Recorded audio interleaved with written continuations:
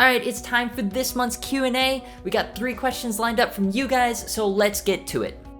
Do you write all those riffs? Yes sir, it's kind of my way of staying creative as a guitarist.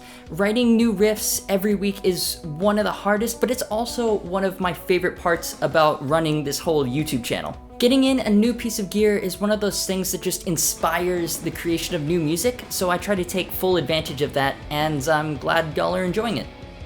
Any chance of having the Matt Heafy Les Paul reviewed? Matt Heafy, yes, absolutely. My top 3 guitarists in no particular order are James Hetfield, Mark Tremonti, and Matt Heafy. I haven't seen a good demo vid on YouTube yet of the MKH Les Paul, so I'll hit some people up, see if I can get one on the channel. The question is though, the 6 or the 7 string?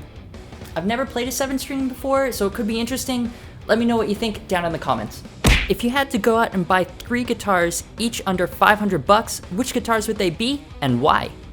That's a really hard one because I've found that once you get to the $800 to $1,000 price range, you start getting some really good guitars, and under $500, I've definitely played more bad guitars than good.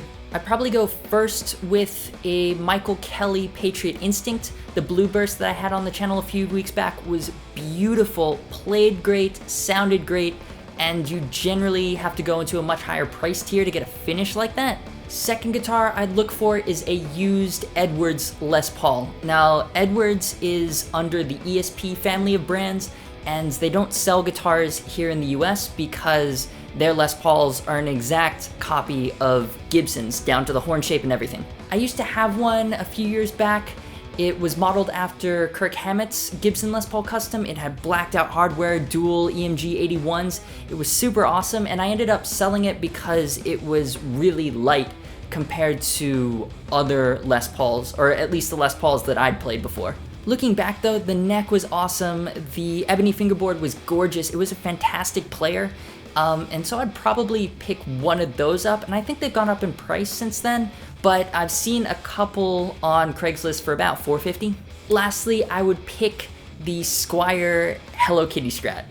Not the black one, the pink one. They're basically Squier Affinity Strats with a single humbucker and a Hello Kitty pickguard. I love my Squier Bullet Strat, especially with the upgraded pickups. The Affinities generally have great playing necks, and say what you will about the finish, but it's got a heck of a lot of stage presence. I almost picked one up a few years ago for $100, but I didn't really have any money at the time, so I think I ended up spending it on food or something. Nowadays, they've become a little bit of a collector's item, and I've seen them go up to $500 or something ridiculous on eBay. No way they're worth that much. They're still a Squier Affinity Strat at the end of the day, but I would totally rock an EMG-equipped Hello Kitty Strat if I found one for the right price. If you know anybody that's selling, let me know because I want one. And I think that'll do it for this month's Q&A. If you've got a question for a future installment, you can send me a Facebook message, tweet at me, or leave it in the comments below.